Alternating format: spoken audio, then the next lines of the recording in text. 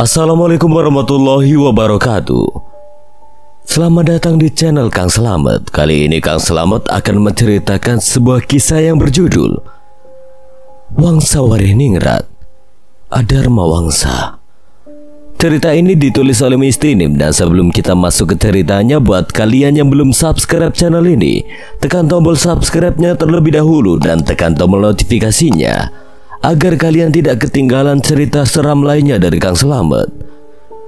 Gak usah berlama-lama lagi, langsung saja kita masuk ke ceritanya. Warihiku meneng koyo segoro kang ayem, nanging wongsone warihiku male. Kadya banyu kang ngubur, olone ombo koyo segoro, sapa wae bisa sengsara. Si pengumura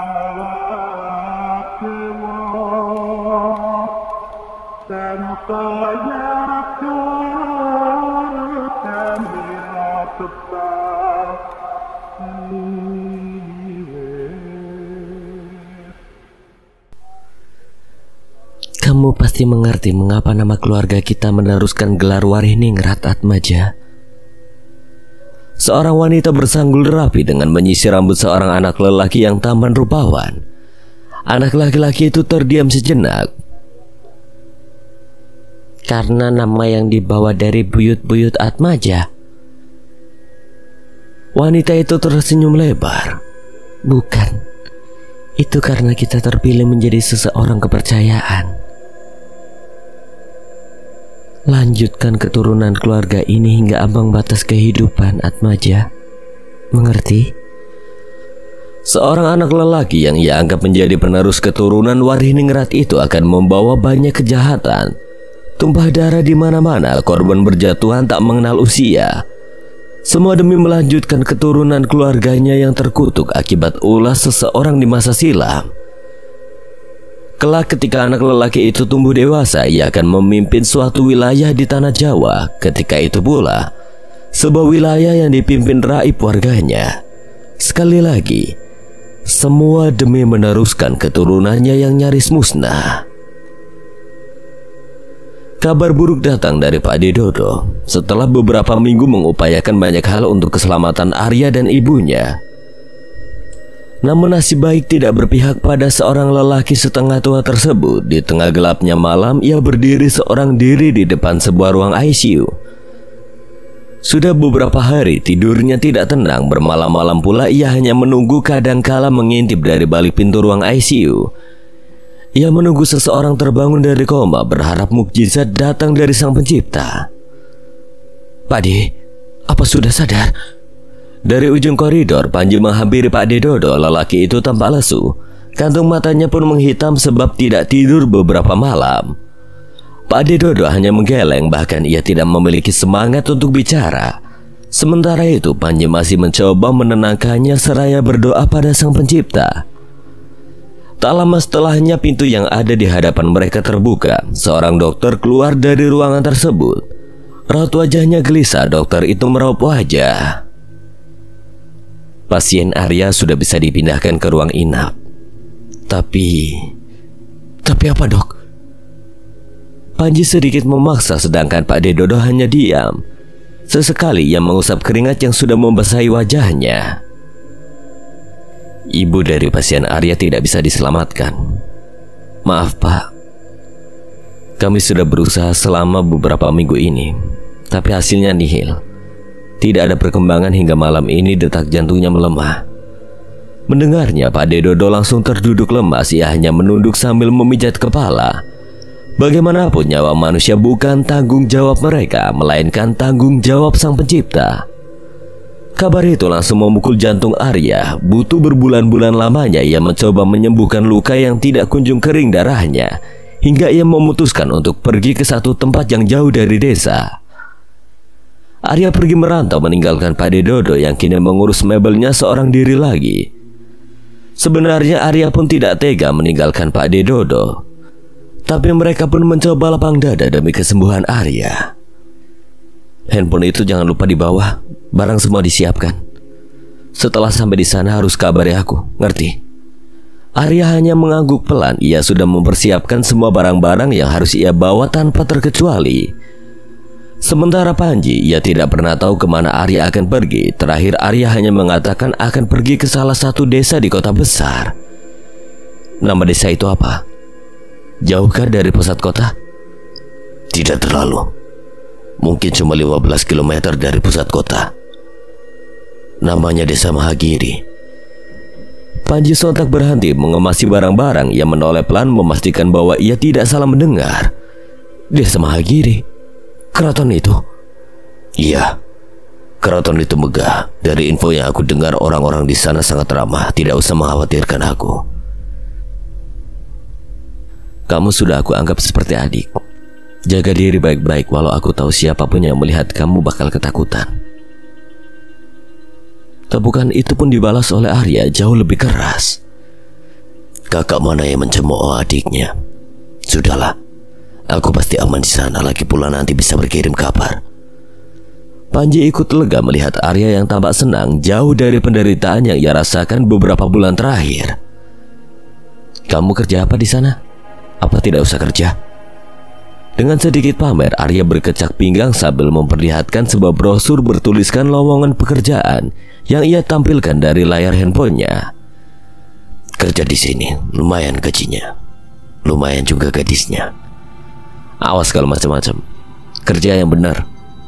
Tapi emang itu aman? Panji masih membaca seraya memicingkan mata memastikan informasi yang ada di dalam brosur. Ya pasti aman, orang kerjanya di keraton. Kamu tahu sendiri keraton itu seperti pemerintahan di dalam satu wilayah. Lagi pula mereka sudah lama ada kan?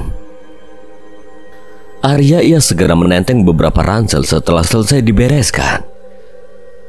Jadi abdi dalam rupanya. Panji ikut membantu Arya membawa barang-barang tersebut lalu dipindahkan ke atas motor yang biasa Arya gunakan. Tak terasa hari mulai siang. Sorot matahari seakan memanggang kulit. Di tengah teriknya matahari, Arya mulai berpamitan pada Panji dan juga Pak Dodo. Motor tua itu segera dipacu kencang meninggalkan rumah yang akan ia rindukan. Dengan membawa segenap rasa sakit hatinya, rindu pada seorang ibu tidak kunjung sembuh juga. Namun ia tidak ingin terus larut dalam kesedihan yang membuatnya semakin buta, menyalahkan sang pencipta atas ketidakadilan yang ia dapat. Ia memutuskan merantau bukan hanya untuk mengobati rasa sedihnya, tetapi juga untuk memulai hidup baru di sana. Ia merasa sangat dimudahkan setelah ditimpa kesusahan. Ketika sampai di Desa Mahagiri, ia akan tinggal di sebuah mes yang disediakan oleh Keraton Wariningrat. Ia juga diberi pekerjaan menjadi seorang abdi dalam yang dibayar dengan upah besar. Itu sangat menguntungkan. Namun yang mengundang kecurigaan adalah cara keraton itu merekruti para pekerja. Setiap bulan keluarga Keraton Wariningrat membuka lowongan pekerjaan. Mereka menerima siapa saja dengan mudah serta memberikan upah yang melimpah. Itu tidak masuk akal bagi Arya, tapi mungkin saja hari keberuntungannya sehingga ia diterima bekerja di sana. Sesampainya di sana, Arya dibuat melongo melihat keraton yang begitu luas dan megah. Baru saja sampai pada gapura keraton, ia disambut dengan taman indah dengan kolam ikan yang luas. Ia berjalan perlahan hingga langkahnya tiba di depan sebuah bangunan joglo yang dihimpit oleh dua arca yang lumayan besar. Sugeng Rawuh, monggo ini pasti Mas Arya. Seorang wanita berkebaya dengan anggun mengejutkan Arya yang sedari tadi termenung memperhatikan arca yang mengundang rasa penasaran. Oh ya, saya Arya.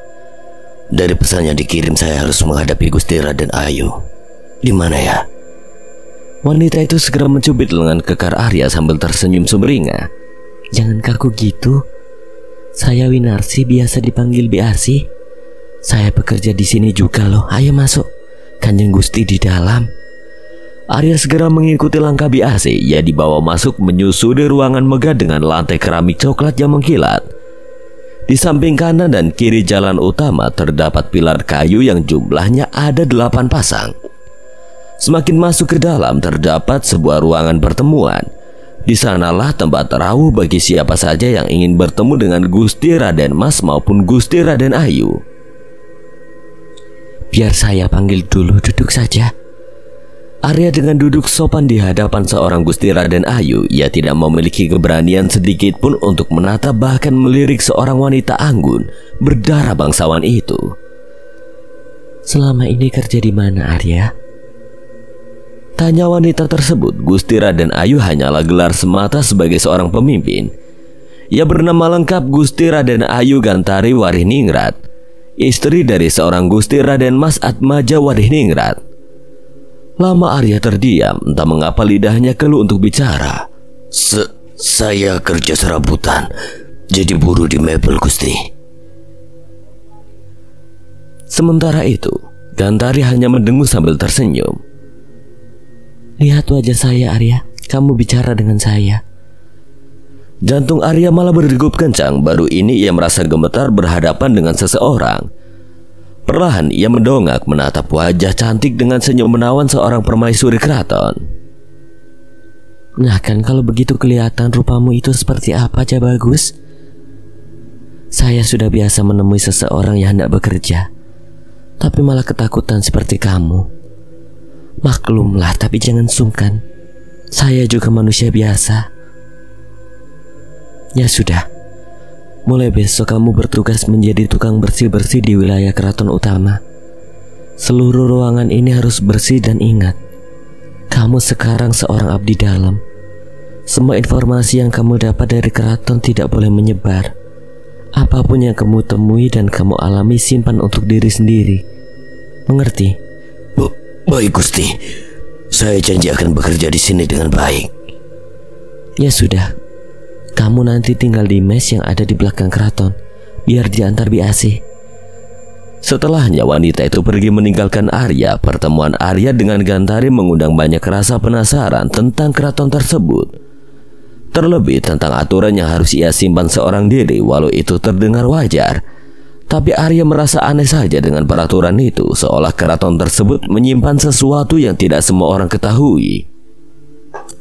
Mas Arya yang betah ya kerja di sini? Celutuk Biasi tiba-tiba sembari berjalan mengantar Arya menuju tempat ia beristirahat. Arya sontak tertawa.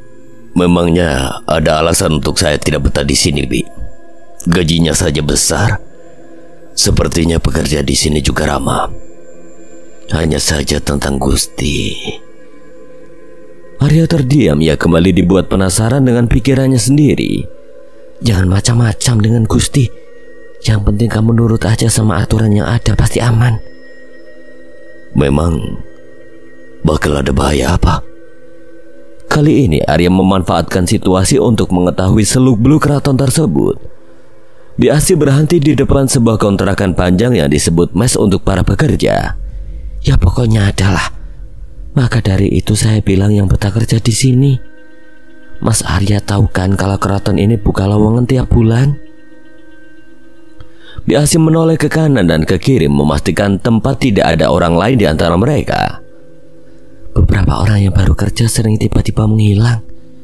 Ya kalau Gusti bilang sih mereka macam-macam dengan keluarga Ningrat. Makanya dipecat atau kadang Gusti beralasan untuk mereka tidak betah.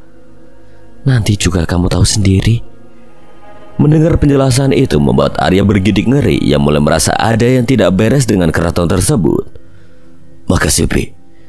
Kalau ada apa-apa, saya harus bilang ke siapa? Biasi menoleh ke kiri, melihat ke arah seseorang lelaki tua dengan belangkon di kepalanya. Lelaki tersebut menghentikan langkah tepat di samping kamar Arya. Bilang ke saya Samsudin. Saya Arya. Mohon bantuannya Pak Samsudin. Tapi tidak digubris oleh Samsudin. Lelaki tua itu segera masuk ke dalam kamar, lalu menutup rapat pintu tersebut. Sudah biasa Pak Samsudin orangnya kaku kalau sama orang baru. Ya sudahlah, saya pergi dulu. Istirahat yang cukup ya Mas Arya. Biasi segera berpamitan setelah lama berbincang dengan Arya. Namun gelagat wanita itu mencurigakan. Sepertinya ia tahu banyak tentang keraton seisinya, tapi enggan mengatakannya pada Arya. Terlebih perilaku Pak Samsudin yang menunjukkan bahwa dirinya memilih untuk diam, mungkin saja takut membicarakan hal yang seharusnya menjadi rahasia. Arya masuk dalam kamarnya. Sebuah ruangan berukuran 3x3 itu cukup untuk menampung ia seorang diri sambil mengeluarkan semua barang yang ia bawa. Kemudian menatanya dengan rapi di dalam lemari. Arya segera merebahkan diri di atas ranjang dengan kasur yang empuk dan nyaman. Sungguh fasilitas yang disediakan memanjakan para pekerja di sana. Kerja enak kayak gini kenapa banyak yang mengundurkan diri? Padahal tinggal nurut dengan peraturan yang ada. Arya menerka apa yang sebenarnya terjadi di sana. Sepanjang waktu ia hanya memikirkan ucapan Biasi.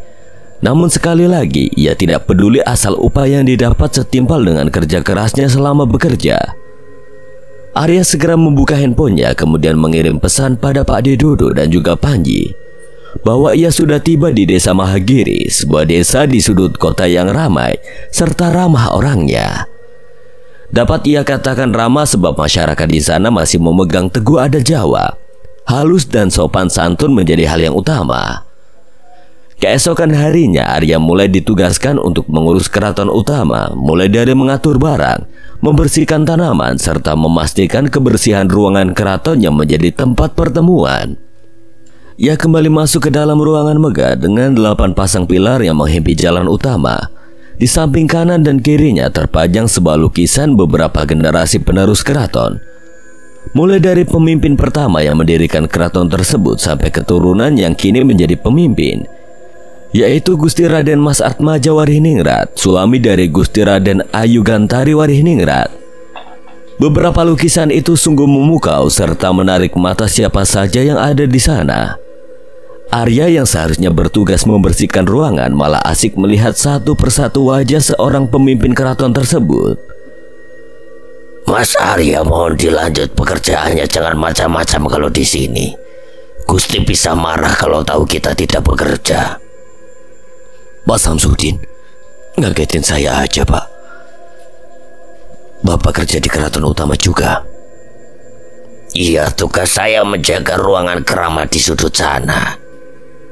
Pak Samsudin menunjuk ke arah sebuah pintu yang tertutup rapat berada di ujung ruangan. Arya pun dibuat penasaran lagi.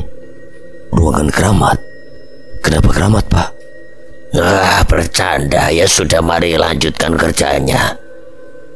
Lelaki tua itu beralasan tapi tidak bisa menutupi raut wajahnya yang ketakutan.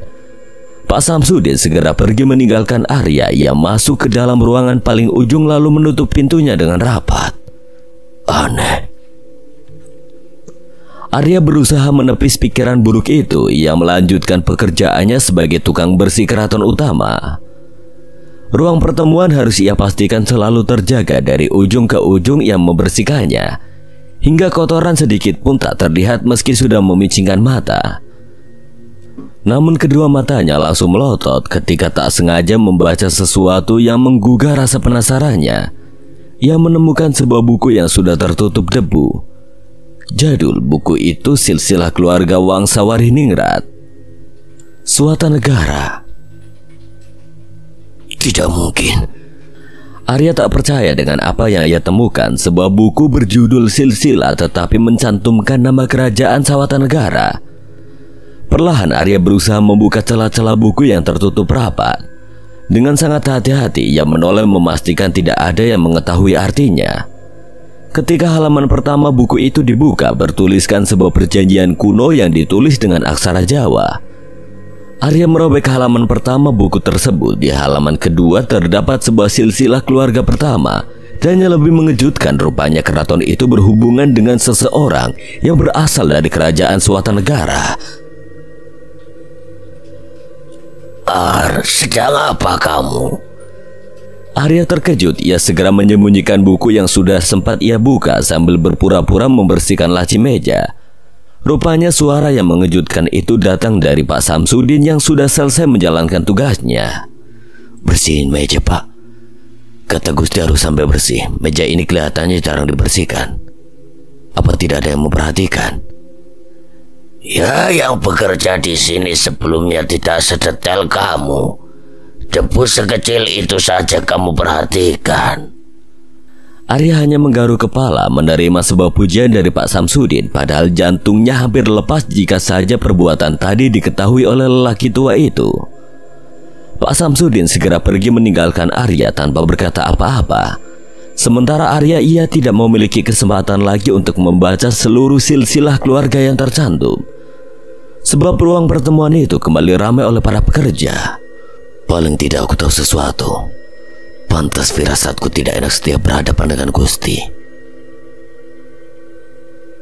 Tidak ada yang bisa menghalangi ritual ini sekalipun didatangkan seorang pengacau yang diutus Yang Widi. Sore menjelang malam, para pekerja harus menyudahi setiap urusannya. Di waktu maghrib berkumandang, ada aturan keraton yang mengharuskan setiap pekerja harus berdiam di dalam mes, menutup rapat pintu dan jendela, serta mengurung diri di kolong ranjang. Mereka tidak tahu tujuan diberlakukan aturan tersebut. Hanya saja mereka ketahui setiap memasuki bulan tertentu, keraton itu akan dilanda banyak musibah. Arya baru saja selesai dengan pekerjaannya. Ia melihat para pekerja mulai berlarian. Dengan wajah mereka yang ketakutan, Arya pun terdiam memandangi mereka sebelum ia benar-benar masuk ke dalam mes. Aturan macam apa ini? Tidak masuk akal.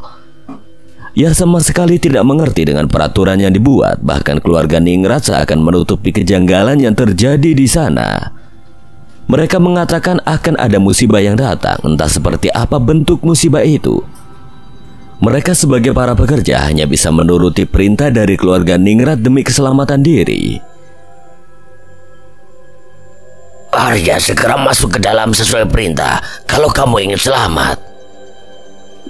Pak Samsudin, saya kira siapa? Memangnya aturan ini sudah ada sejak lama ya, Pak? Lama Pak Samsudin memikirkan pertanyaan Arya. Ia ragu untuk mengatakan yang sebenarnya. Apalagi Arya adalah pekerja baru. Musibah yang datang itu tidak tentu, Arya. Kadangkala keraton melakukan ini hanya untuk menolak bala. Kami percaya bahwa sesuatu jahat mengincar keraton tujuannya untuk menagih sumpah. Menagih sumpah? Ya, pokoknya sumpah keluarga Ningrat hanya mereka yang tahu. Ketika langkah keduanya sampai tepat di depan pintu kamar, Pak Samsudin segera menoleh sambil mengusap tengkuk. Apapun yang saya katakan jangan sampai Gusti tahu. Sudah, cepat, segera masuk. Arya pun menuruti perintah Pak Samsudin. Ia segera masuk ke dalam kamar, menutup rapat pintu dan jendela, serta bersembunyi di kolong ranjang. Ketika azan maghrib selesai berkumandang, barulah para pekerja diperbolehkan kembali beraktivitas. Arya termenung, pikirannya tidak henti menerka apa yang terjadi. Beberapa aturan tidak masuk akal, serta kejanggalan yang ia dapatkan membuat rasa penasarannya memuncak. Arya segera mengeluarkan kertas yang ia robek dari dalam buku silsilah keluarga Ningrat tadi. Sebuah perjanjian yang ditulis dengan aksara Jawa itu segera ia baca sampai habis. Perjanjian yang ditulis dan disetujui oleh bangsa-bangsa, beberapa kerajaan serta masyarakat, menyatakan dengan runtuhnya kerajaan Suwatanegara akan dibentuk kerajaan baru yang dipimpin oleh Permaisuri Dewi Maya atau kerajaan Suwatanegara dengan pasangannya Temangguwariningrat, kerajaan Palapati. Arya terdiam, kedua bola matanya melotot saat membaca perjanjian tersebut. Tidak mungkin. Siapa Dewi Maya? Ia kembali bertanya-tanya. Seluk-beluk keraton tersebut rupanya ada sangkut paut dengan kerajaan yang berdiri sebelumnya ratusan abad silam. Panji harus tahu tentang ini. Kalau benar ada sangkut pautnya dengan kerajaan Suwatanegara, berarti silsilah keluarga itu seharusnya menjelaskan kenapa kerajaan Suwatanegara runtuh dan bagaimana terbentuknya keraton ini. Satu petunjuk yang Arya dapatkan membuat ia semakin penasaran. Beberapa kemungkinan ia pikirkan berharap akan mendapatkan sebuah jawaban. Namun di tengah kebingungan Arya kembali dikejutkan. Satu ketukan secara cepat terdengar dari arah pintu kamarnya, diselingi oleh suara yang ia kenal. Mas Arya, mas, keluar cepat. Itu suara Biasi yang terdengar ketakutan. Wi, apa ini? Kenapa merah semua? Arya pun panik melihat sekujur tubuh Biasi yang dipenuhi bercak merah. Nafasnya memburu dengan wajah yang begitu ketakutan. Ayo ikut saya dulu mas, cepat, Pak Samsudin juga. Tak ada waktu untuk Arya berpikir apa yang sebenarnya terjadi. Ia segera mengetuk pintu kamar Pak Samsudin, lalu mengikuti kemana Biasi pergi. Mereka dibawa ke arah kontrakan panjang yang ada di sebelah keraton utama. Di sanalah mes wanita berada. Entah mengapa firasat Arya menjadi buruk. Kerumunan pekerja berhimpitan di depan sebuah kamar yang terletak paling ujung. Mereka berteriak seraya menangis. Sementara pintu kamar tersebut sudah terbuka lebar. Arya segera mendekat, mencoba mendesak untuk mengetahui apa yang sedang terjadi. Ia memutuskan pandangan pada sebuah kamar yang sudah berantakan. Lantai kamar tersebut dipenuhi oleh bercak darah yang menetes dari atas langit-langit kamar. Arya segera mendongak memastikan dari mana bercak darah itu berasal. Mulut Arya langsung menganga lebar. Ia tidak percaya dengan apa yang dilihatnya. Seorang pekerja mati gantung diri dengan leher yang hampir putus. Ada bekas sayatan di lehernya. Pekerja itu mengenaskan, bahkan beberapa orang yang melihat langsung mengalami trauma berat menyaksikan wajah mengerikan namun menyedihkan juga. Bi, apa yang terjadi? Arya kembali bertanya. Ia melihat ke arah Bi Asi yang sudah menangis. Sementara itu Pak Samsudin menundukkan kepala sambil melepas belangkon sehingga memperlihatkan rambutnya yang sudah tipis. Pak Samsudin menggeleng. Bicarakan dengan saya, Ar. Biar Biasi tenang dulu. Pak Samsudin langsung menarik tangan Arya agar menjauh dari kerumunan. Mereka duduk di sebuah pendopo yang terletak di utara keraton utama, tentunya jauh dari kerumunan. Di sanalah Pak Samsudin mulai bercerita, mengatakan seluk-beluk keraton yang tidak diketahui beberapa pekerja. Terlebih Arya, Pak Samsudin yang sudah bekerja puluhan tahun hingga menjadi juru kunci ruangan terlarang, mulai tidak tahan dengan semua yang ia saksikan di keraton tersebut. Saya bekerja di sini menggantikan bapak yang sudah tua. Sejak kecil saya diminta untuk menjaga ruangan tersebut. Banyak yang tidak kamu ketahui di sini, Arya. Tadinya saya rasa tidak perlu memberitahu kamu, tapi firasat saya mengatakan bahwa kamu orang yang ditunggu. Orang yang ditunggu, Pak? Ya, keluarga Ningrat selalu melakukan ritual setiap bulan tertentu. Dan ketika waktu itu tiba, para pekerja harus berdiam diri dalam kamar sesuai aturan. Kamu bisa menebak tujuannya untuk apa, Arya? Saya tidak tahu. Memang untuk apa, Pak? Musibah yang saya katakan itu sebenarnya pencarian tumbal bagi keluarga Ningrat. Namanya Teluh Ningrat dan pekerja yang gantung diri itulah tumbalnya. Kenapa Biase selalu bersikap seperti itu? Karena Biase selalu menjadi saksi pertama sejak ia bekerja di sini pertama kali. Dan kamu tahu kenapa keraton dengan mudah menerima kamu. Saya sempat heran dengan itu. Mengapa keraton membuka lowongan setiap bulan, memberi gaji besar? Itu semua tidak masuk akal. Benar, keraton selalu membuka lowongan setiap bulan untuk mencari tumbal berikutnya.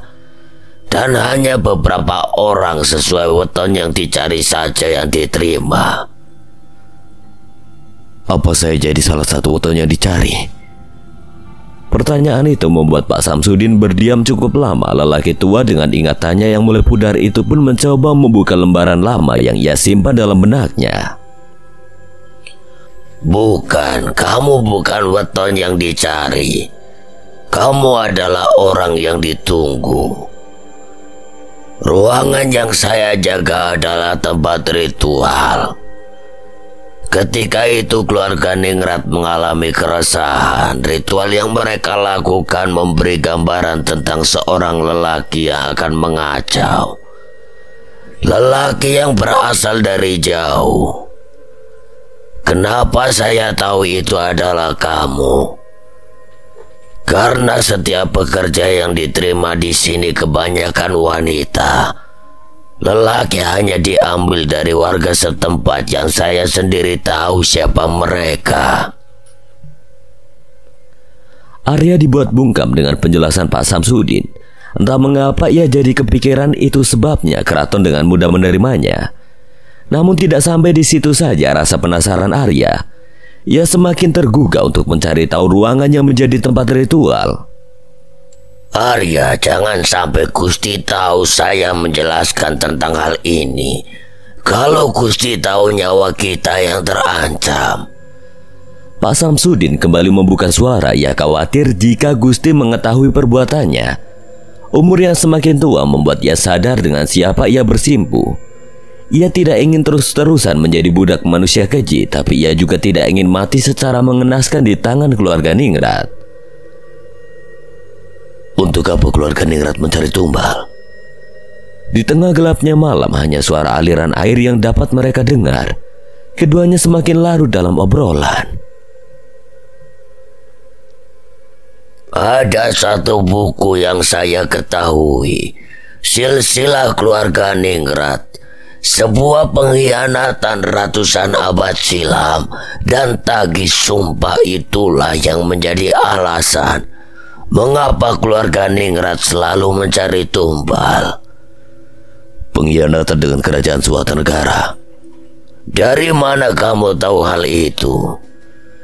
Meski Arya takut, tapi ia mulai yakin bahwa itu cara satu-satunya untuk mencari jawaban atas semua kejanggalan yang ia temukan. Arya segera mengeluarkan sobekan kertas yang berisi perjanjian yang sudah ia baca. Ia menyodorkannya pada Pak Samsudin. Kamu sobek? Lebih baik kamu keluar kerja besok. Bakal jadi bahaya kalau Gusti tahu. Tidak, Pak. Saya bakal tetap kerja di sini. Bahaya, apalagi kamu orang yang ditunggu. Apa kamu tahu ritual apa yang bakal terjadi besok? Itu bakal membahayakan kamu.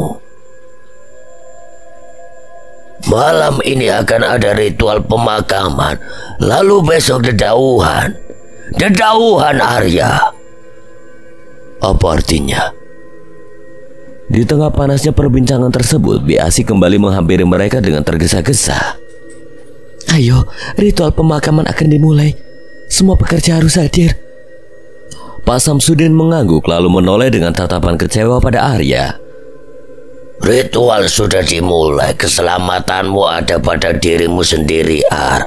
Saya sudah mengingatkan. Di sisi lain, ia tidak tega mengatakan hal itu pada Arya, namun itu untuk kebaikannya. Dedauhan bukanlah ritual biasa, apalagi untuk Arya.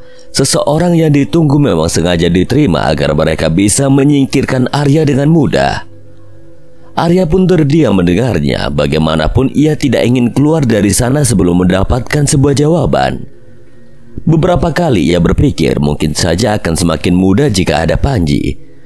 Tapi yang terpenting sekarang bagaimana cara agar ia tetap bertahan selama menjalani proses ritual. Para pekerja kembali berkerumun di dalam sebuah ruang pertemuan dengan 8 pasang pilar yang menghimpit jalan utama. Di hadapan mereka sekarang berdiri seseorang yang mereka sebut dengan Gusti.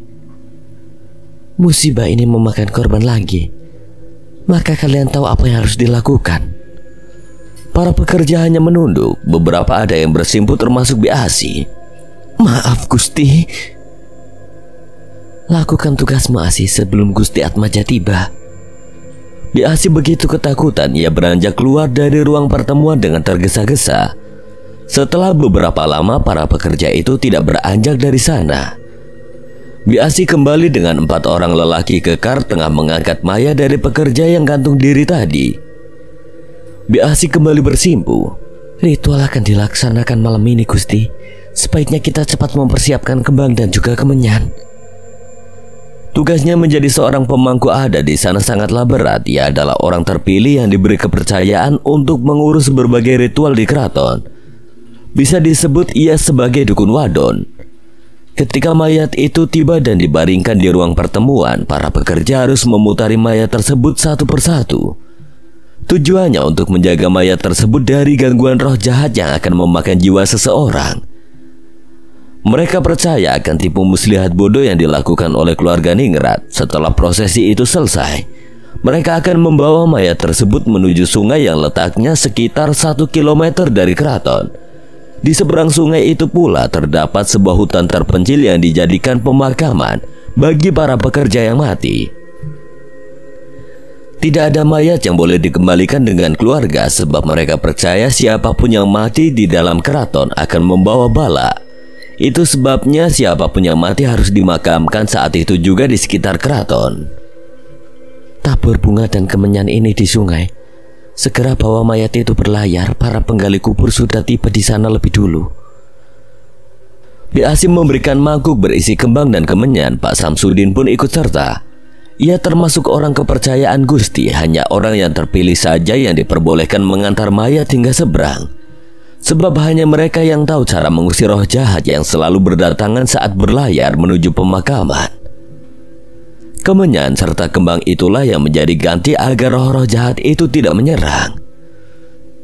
Bi, kenapa harus dilakukan ritual? Arya masih berdiam di sana menunggu Bi Asi dan juga Pak Samsudin kembali. Namun Bi Asi tampak dingin. Ia bukan sembarang orang di sana. Ia juga takut nyawanya terancam jika mengatakannya sebenarnya pada Arya. Tidak, bukan apa-apa. Memang tradisi keraton saja. Jangan ikut campur, Arya. Ayo kembali sebelum terlambat. Tapi Bi, Arya berusaha mendesak Bi Asi agar memberitahunya sambil menyusul langkah wanita tersebut. Bi Asi seketika berhenti. Ia menoleh dengan tatapan tajam kepada Arya. Semakin sedikit yang kamu tahu semakin baik, jawabnya ketus. Wanita itu segera pergi berlari menembus gelapnya malam di alas pingitan tanpa memperdulikan Arya yang masih kebingungan mencari jawaban. Arya kembali memandang luasnya sungai yang kini mulai penuh dengan taburan bunga. Ia tak merasa ada angin dingin menyentuh kulitnya sambil terduduk hendak menunggu Pak Samsudin kembali. Beberapa kejanggalan yang ia dapatkan semakin memperjelas firasat buruknya. Jika benar ia adalah orang yang ditunggu, apa yang akan terjadi selanjutnya? Apakah ia akan menjadi tumbal dari Teluh Ningrat juga? Panji harus tahu tentang ini. Gelapnya malam menemani langkah Arya demi mencari sebuah jawaban. Mungkin saja sikap keluarga Ningrat tidak ia hiraukan jika tidak berhubungan dengannya. Tapi mereka yang tinggal di dalam kemegahan keraton dengan penuh ketamakan terus menguras nyawa. Apalagi keturunan mereka memiliki hubungan dengan keturunan kerajaan suatu negara. Apa yang akan kita lakukan pada laki-laki itu, Atmaja? Ucap wanita dengan wajah manis tengah terduduk mengurai rambut indahnya. Senyum lebar ia tampilkan. Ia senang telah merenggut satu nyawa demi kelangsungan keturunan mereka. Kita tahu lelaki itu adalah orang yang ditunggu. Besok akan ada ritual selanjutnya. Kentari, tenanglah. Lelaki itu akan mati dengan mudah. Sampai kapan ritual ini akan berhenti? Apa keluarga kita akan terus mendapatkan kesialan karena sumpah itu, Atmaja? Kentari, tidak perlu kau pikir tentang hal itu. Tugasku sekarang begitu berat. Aku harus berkelana untuk mencari keris kembar itu. Kau tahu sumpah yang menimpa keluarga kita akan selesai dengan menemukan benda tersebut. Ritual pertumpahan darah itu tidak akan berhenti selama mereka belum menemukan keris kembar yang menjadi alat penangkal sumpah yang sudah mengikat keturunan Wariningrat. Dengan sumpah itulah keluarga mereka akan terus mengalami kesusahan yang amat berat. Hingga keturunan Wariningrat musnah. Tapi ratusan abad silam, sumpah itu berhasil digagalkan dengan cara penumbalan yang kini mereka sebut dengan Teluh Ningrat. Keadaan tak mengizinkan rebah tubuh Arya menjadi sebuah pelepas penat. Sejak semalam setelah pemakaman itu selesai, ia hanya bisa termenung memikirkan cara agar bisa mengetahui seluruh isi keraton tersebut, terutama tentang silsilah yang berkaitan dengan kerajaan suatu negara. Cepat atau lambat ia harus memastikan kebenaran itu agar bisa memberi kabar pada Panji.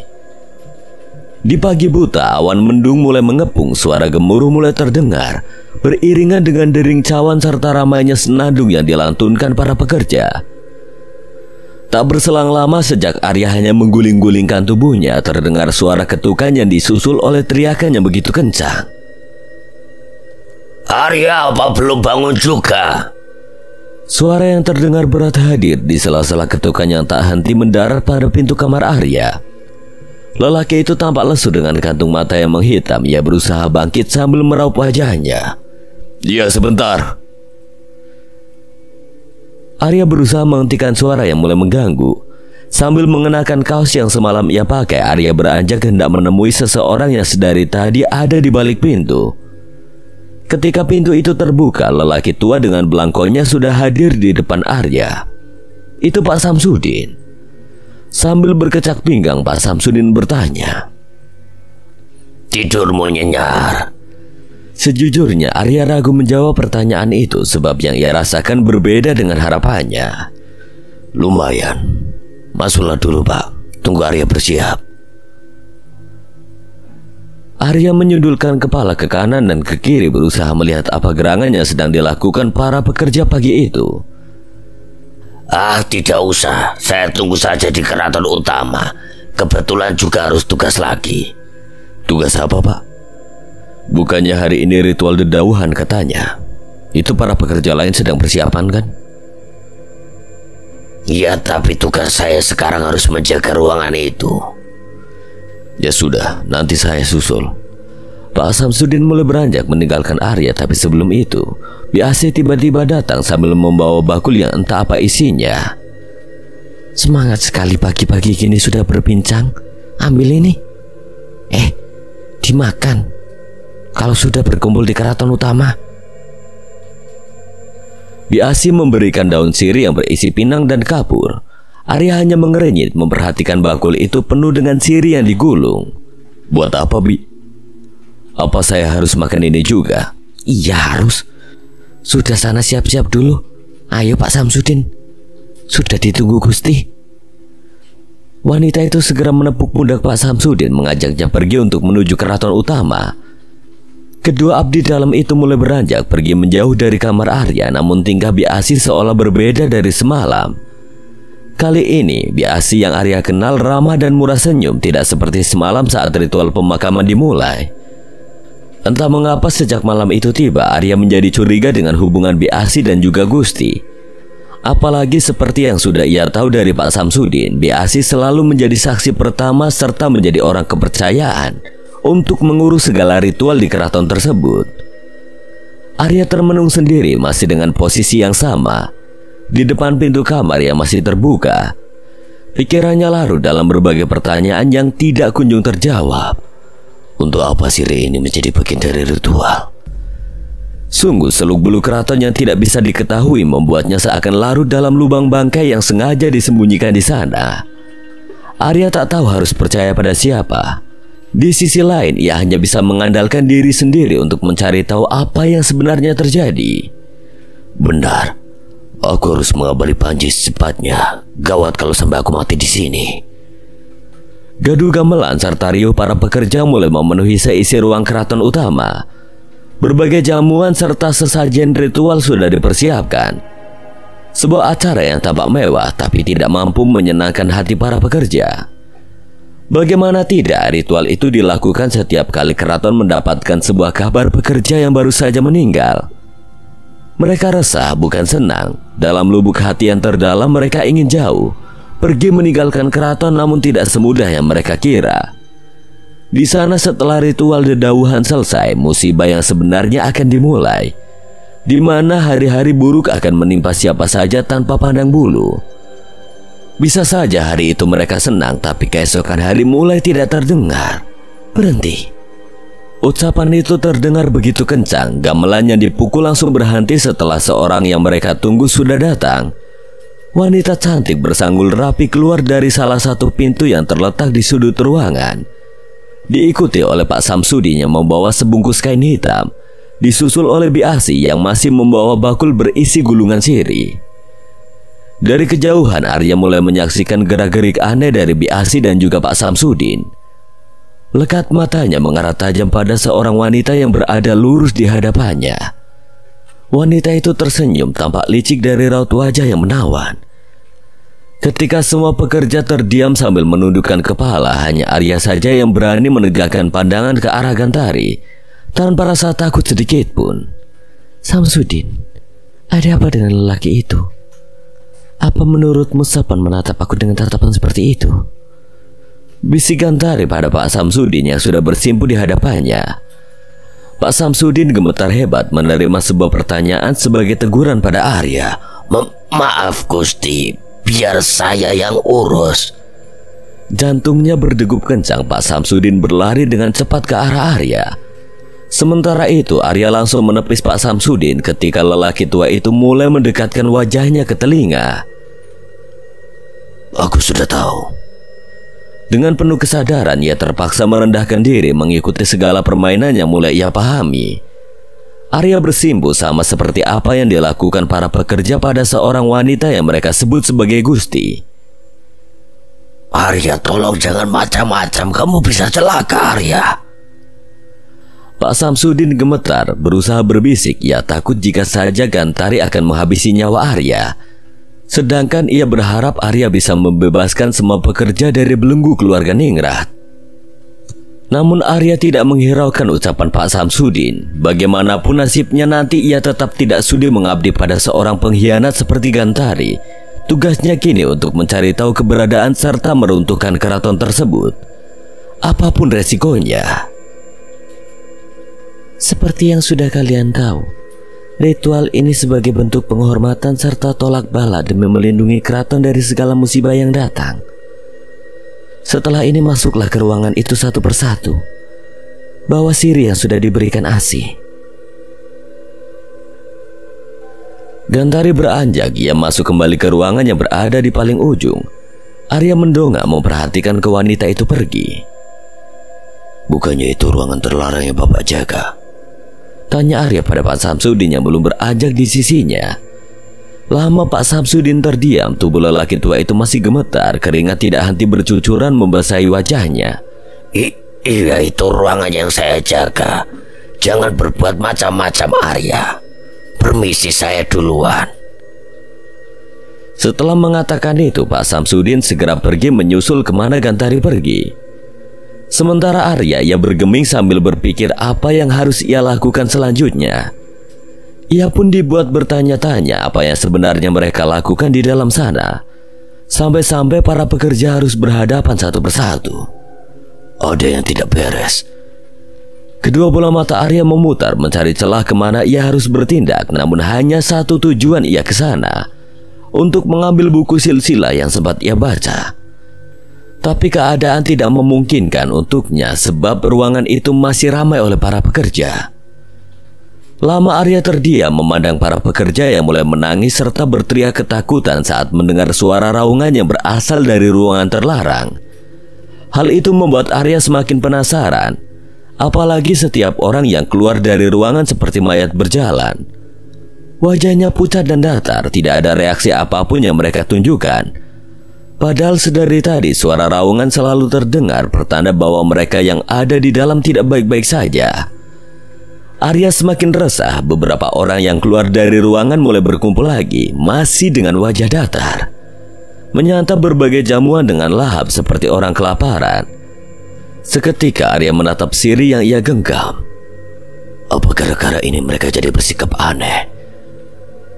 Lama kedua mata Arya lekat sampai tidak sadar kalau itu gilirannya masuk ke dalam ruangan.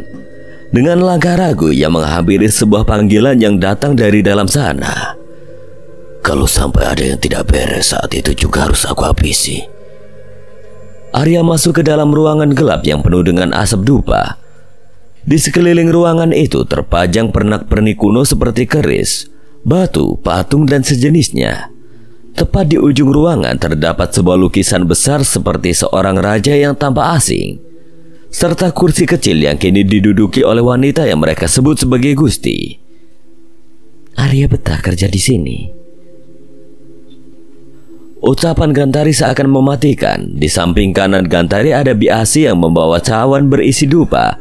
Di samping kirinya ada Pak Samsudin yang membawa bungkusan hitam berisi keris. Kecurigaan Arya semakin merekah. Tatapan sinis dan tajam ia berikan sebagai tanda bahwa ia tidak sudi bersimpuh pada Gantari.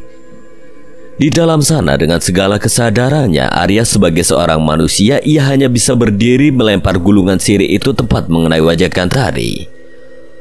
Apapun yang akan kau perintahkan sekarang tidak akan aku lakukan. Kau tidak tahu siapa aku yang sebenarnya. Namun sikap Arya justru membuat Gantari senang sambil tersenyum puas. Benarkah aku tidak tahu siapa kamu? Cepat bersimpuh Arya. tidak akan melakukan satu hal buruk padamu. Apa yang kau inginkan? Aku cukup mengagumi kamu sebagai seorang pekerja, Arya. Tapi sikapmu kali ini malah membuatku berpikir sebaliknya. Gantari mulai merebut keris yang digenggam oleh Pak Samsudin, mengangkatnya tinggi-tinggi lalu ditodongkan pada kedua mata Arya. Hanya kamu pekerja yang tidak memakan sirih itu. Aku pun tidak sudi melihatmu. Keluarlah. Lelaki kekar dengan amarah yang mulai memuncak itu pun tidak langsung pergi dari ruangan, tapi ia mendekat mengambil sirih yang ia lempar. Alat yang kau gunakan ini tidak akan bekerja untukku. Lihat saja apa yang akan kalian terima, cepat atau lambat. Sambil beranjak, Arya melumat sirih itu lalu meludahkannya tepat di hadapan Gantari. Tanpa rasa takut sedikit pun, Arya sudah menyusun rencana secara matang sambil menunggu waktu untuk menunggu Panji datang. Setelah ritual itu selesai, ia akan langsungkan aksinya demi membongkar busuknya keluarga Ningrat. Buku silsilah itulah yang akan menjadi bukti yang akan menjadi bekal ia melangkah selanjutnya. Meski ia tidak tahu apa yang akan dilakukan keluarga Ningrat setelah ini padanya. Walau harus mati sekalipun, tapi setidaknya keluarga itu harus hancur sesuai harapannya. Ketika ritual itu selesai, ditutup dengan alunan gamelan serta pesta dengan berbagai jamuan yang sudah dihidangkan. Mereka berpesta merayakan kematian seseorang yang berhasil menjadi tumbal Teluh Ningrat. Di samping itu, Gantari tertawa puas. Berbagai jamuan yang mereka santapkan akan menjadi alat bagi keluarga Ningrat mencari tumbal selanjutnya. Nikmatilah selamat bersenang-senang.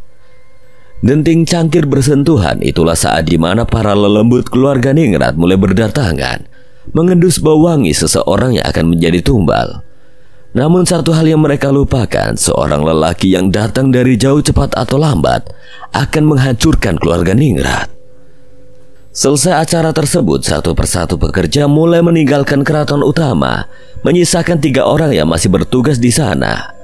Arya, Pak Samsudin dan juga Biasi, ketiganya harus membersihkan keraton utama. Termasuk Arya dan Pak Samsudin yang memang ditugaskan bekerja di sana, tapi Biasi, wanita itu semakin hari semakin mencurigakan. Gelagatnya seketika berbeda saat ia dekat dengan Gantari, bahkan sikap ketusnya pada Arya datang lagi. Bi, biar Arya yang bereskan cawan itu, Bi. Biasi pergi aja. Namun balasan kasar malah Arya dapatkan. Saya tidak sudi dibantu oleh orang yang berkhianat pada Gusti. Nyala. Biasi menyikut pundak Arya yang sedang tertunduk mengambil beberapa cawan bergeletakan. Arya sontak menoleh dengan tatapan tajam. Kedua bola matanya memerah membuat Biasi bergidik ketakutan. Mereka tak tahu siapa sosok Arya yang sebenarnya. Bahkan jika Arya mau, ia tidak segan menghabisi mereka yang berusaha mengganggu. Saya hanya ingin membantu, Bi. Biasi sontak terdiam, bulu kuduknya menegang. Ia berusaha cepat segera membereskan beberapa cawan lalu terbirit-birit keluar dari tempat tersebut. Pak Samsudin sebenarnya menyadari keanehan sedari tadi, tapi ia hanya berdiam. Setelah Biasi pergi, barulah Pak Samsudin menghampiri Arya yang masih sibuk dengan sulak serta sapunya. Kenapa dia lari begitu? Takut sama kamu, Ar? Sejujurnya Arya pun mulai ragu dengan Pak Samsudin, sama seperti ia kepada Biasi. Bukan urusan saya. Namun jauh dari dugaan, sikap Pak Samsudin justru berbanding terbalik dengan Biasi. Lelaki tua itu mulai melepas belangkonya sambil mengipas-ipas wajah.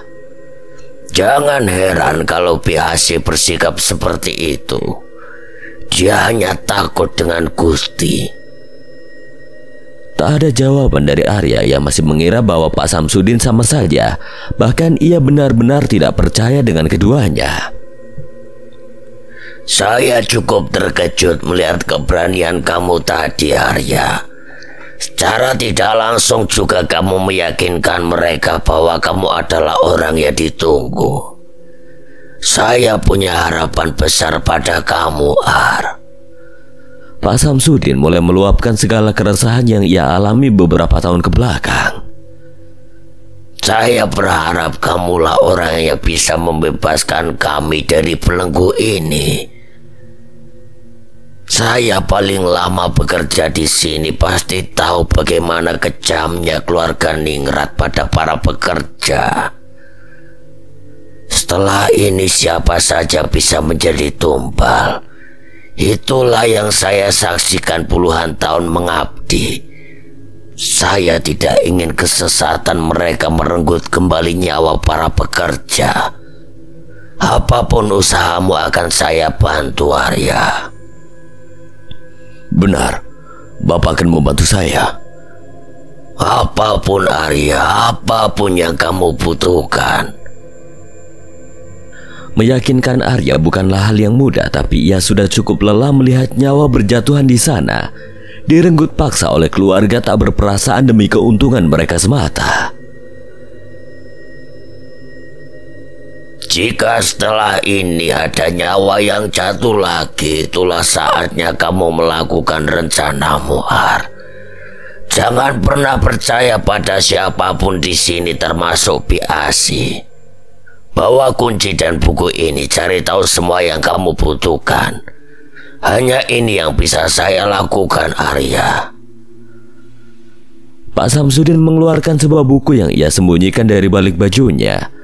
Mata Arya langsung melotot. Itu adalah buku yang ia incar sedari tadi. Sebuah silsilah yang akan menjawab seluruh pertanyaannya selama ini.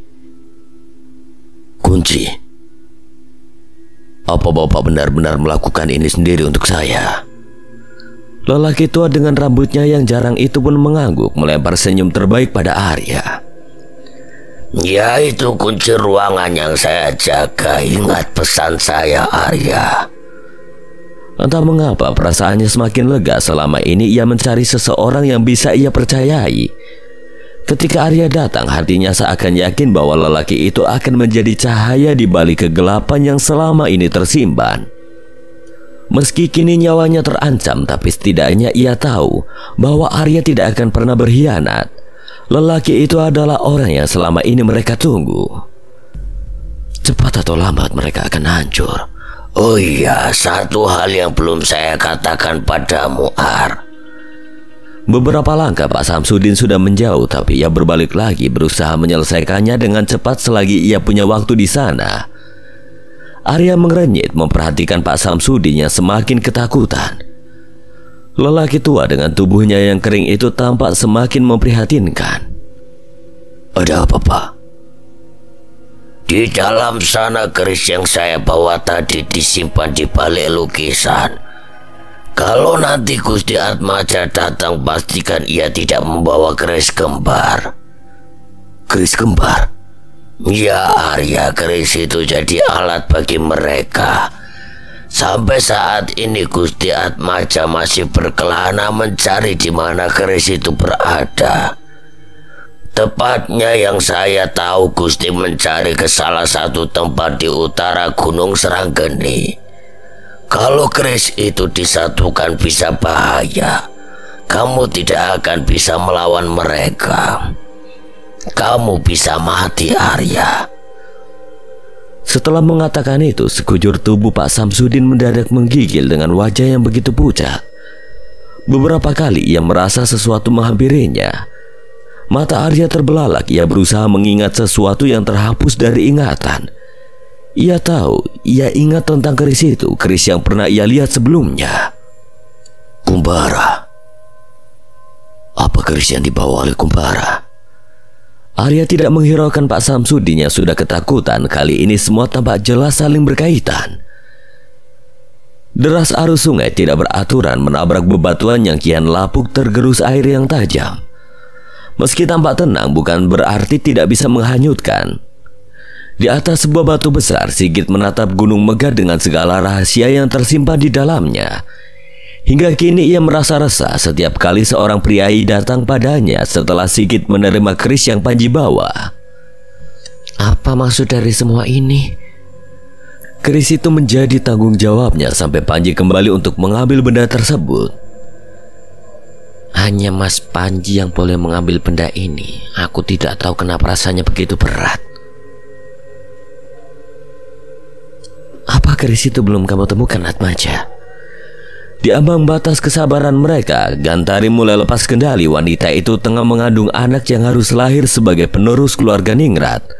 Akan tetapi anak yang ia kandung tidak akan pernah lahir sebelum Atmaja menemukan keris kembar yang menjadi penghalang penerus keluarga mereka. Atmaja segera merebahkan tubuh di samping Gantari sambil mengelus rambutnya yang terurai indah. Sabarlah, aku sudah tahu di mana keris itu berada, tapi tidak mudah. Apa yang tidak mudah? Siapa yang membawa keris itu? Bukankah kamu bisa merampasnya secara paksa kalau mereka tahu bahwa kamu Gusti Keraton? Tidak semudah yang kamu pikirkan. Keris itu berada di padepokan. Aku harus menyusun rencana untuk pergi ke sana. Dan lagi, kamu masih bisa memanfaatkan ritual itu untuk mencari tumbal, kan? Habisi siapapun yang mengganggu, termasuk lelaki itu. Gantari bangkit dari ranjang menatap dalam ke arah Atmaja dengan penuh pertimbangan. Arya maksudmu? Ya, buat dia jadi tumbal sebelum semua rencana kita hancur. Sementara itu, Gantari terdiam. Ia berusaha memikirkan cara untuk menghabisi Arya. Namun pada ritual yang berlangsung siang tadi, lelaki yang menjadi sasaran mereka tidak memakan ciri yang diberikan oleh Biasi. Tapi dia tidak memakan ciri yang kita gunakan sebagai umpan. Bagaimana kita bisa menghabisinya? Celetuk Gantari yang membuat amarah Atmaja menyulut. Lelaki berbadan gagah itu bangkit, mendekatkan diri di hadapan meja rias. Kedua tangannya yang berurat melempar segala benda yang ada di atas meja. Kemudian ia memukul Gantari dengan kasar tanpa ampun. Bagaimana bisa dia tidak memakan itu? Wanita bodoh. Gimana nasib anak kita nanti? Kamu memang wanita bodoh, wanita jalang.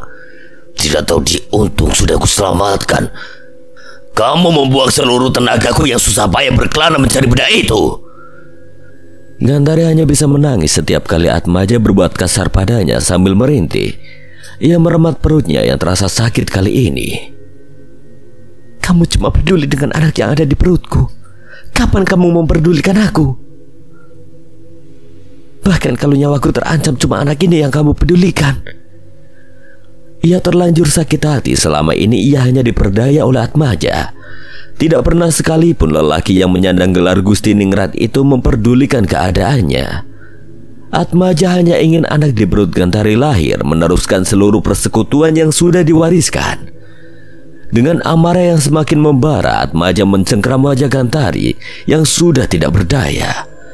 Sekuat tenaga yang membenturkan wajah Gantari pada sudut ranjang amat keras hingga Gantari hanya bisa menangis kesakitan. Rasakan itu, wanita tidak tahu diuntung, berani melawan suami. Bukan hanya sakit hati yang ia rasakan kali ini, tetapi juga dendam. Ia ingin membalaskan seluruh rasa sakit yang dialaminya suatu saat nanti. Lihat saja, lihat apa yang akan aku lakukan nanti. Di tengah malam yang sepi, Arya termenung, kedua bola matanya dengan jeli berputar membaca seluruh tulisan yang tercantum dalam buku silsilah yang ia dapat dari Pak Samsudin. Dari awal hingga akhir ia mencoba menelaah kembali maksud dari perjanjian dua kerajaan yang kini berdiri menjadi satu keraton. Namun satu yang menjadi pertanyaan, siapa Dewi Maya sebenarnya? Bahkan ia tidak pernah mendengar nama itu terucap dari bibir Kisangki yang masih menjadi darah keturunan dengan Sang Prabu. Sambil merogoh kantong, pandangan mata Arya kini lekat pada sebuah pesan yang baru saja masuk ke handphonenya. Panji. Dugaan Arya tepat, ia akan mendapatkan bala bantuan besok setelah Panji dan Pak Adedodo tiba ke sana. Ia harus bisa memanfaatkan sisa waktu yang ia punya hanya dengan mengandalkan isi dari buku tersebut serta ruangan yang dijaga oleh Pak Samsudin. Disinilah silsilah terakhir. Apa itu Gusti sebelum Atmaja? Ia terbelalak menatap sebuah foto yang tertempel dengan jelas. Tampak baru sebuah foto seorang lelaki gagah mengenakan adat keraton yang sama persis oleh Atmaja. Seketika ia teringat itu. Lukisan. Iya, dia orang yang ada di lukisan itu. Arya berjingkat menutup buku tersebut lalu menyimpan di bawah bantal. Saat itu juga Arya pergi hendak mencari satu petunjuk lagi dan orang yang ia percaya. Malam sungguh gelap, keraton tampak remang hanya disinari oleh obor yang terpasang di sepanjang jalan. Jantung Arya berdegup kencang, bulu tengkuknya meremang. Ia merasa tidak biasa dengan kesunyian yang tiba-tiba saja datang. Sambil berjalan perlahan, kini ia berdiri tepat di hadapan kamar Pak Samsudin. Arya mematung berusaha memusatkan pendengarannya dalam-dalam. Suara rintihan. Pikiran Arya seketika buyar. Ia mendengar suara rintihan dari dalam kamar. Dengan cepat Arya mengetuk pintu tersebut. Pak, Bapak baik-baik saja? Arya khawatir lama ia dengar suara rintihan itu semakin lirih-lirih lalu menghilang. Ia yang sudah ketakutan itu pun berusaha mendobrak meski pintu tersebut tertutup rapat. Engsel kayunya tidak ingin bergerak sehingga Arya perlu lebih keras menghantam tubuh kekarnya. Berkali-kali Arya coba hingga pintu itu berhasil terbuka. Kesan pertama ia dapat.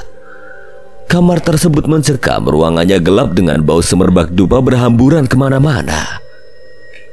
Ketakutannya bertambah saat melihat beberapa barang sudah berjatuhan. Entah apa yang baru saja terjadi dengan Pak Samsudin di dalam. Pak, Bapak di mana? Arya menghidupkan lampu hingga ruangan tersebut bisa terlihat dengan jelas. Sangat jelas Arya melihat bercak darah sepanjang lantai. Mulut Arya terbungkam.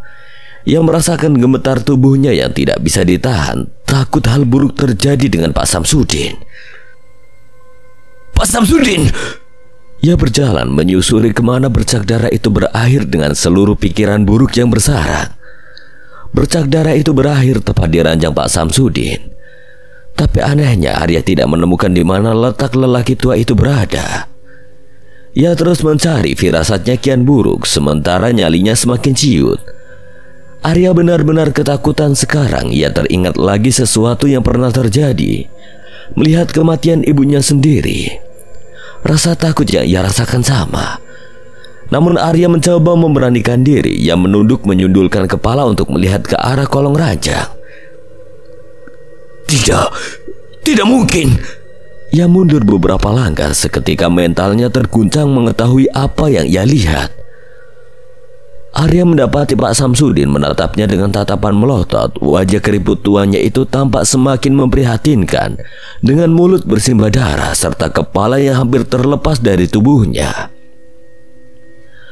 Pak Samsudin sudah meregang nyawa sedari tadi hingga ajal tiba menjemput.